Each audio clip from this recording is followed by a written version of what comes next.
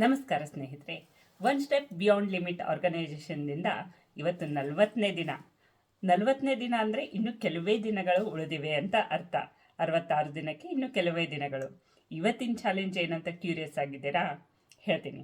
ಇವತ್ತಿನ ಚಾಲೆಂಜ್ ಏನಂದರೆ, shall we take our responsibility, stop blaming others.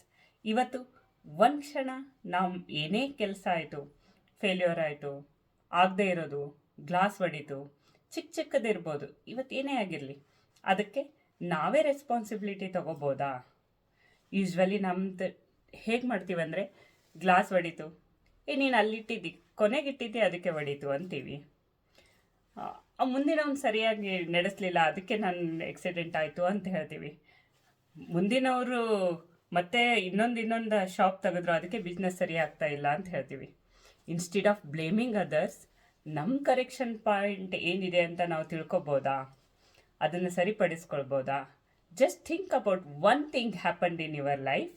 ಯಾವುದು ಒನ್ ಥಿಂಗ್ ಆಗಿದೆ, ಅದಕ್ಕೆ ನಾನೇ ರೆಸ್ಪಾನ್ಸಿಬಲ್ ಅಂತ ತಿಳ್ಕೊಬೋದಾ? ಹಾಗೆ ಅದಕ್ಕೆ ಏನು ಮಾಡ್ಬೋದು, ವಾಟ್ ಐ ಕ್ಯಾನ್ ಡೂ ಅನ್ನೋದು ಕ್ವಶನನ್ನು ನಾನೇ ಕೇಳ್ಕೊಬೋದಾ? ಈ 1 ನಿಮಿಷದಲ್ಲಿ ಕೂತು ಕೇಳ್ಕೊಳ್ಳೋಣ ಈ ವಿಷಯನ. ಏನು ಅನ್ನಿಸ್ತು ಅನ್ನೋದನ್ನು ಕಾಮೆಂಟ್ ಬಾಕ್ಸ್ನಲ್ಲಿ ತಪ್ಪದೆ ಹಾಕಿ ಶೇರ್ ಮಾಡ್ಕೊಳ್ಳಿ. ಸಿಗೋಣ ನೆಕ್ಸ್ಟ್ ವಿಡಿಯೋನಲ್ಲಿ ಇಂಥದೇ ಒಂದು ಚಾಲೆಂಜ್ನೊಂದಿಗೆ.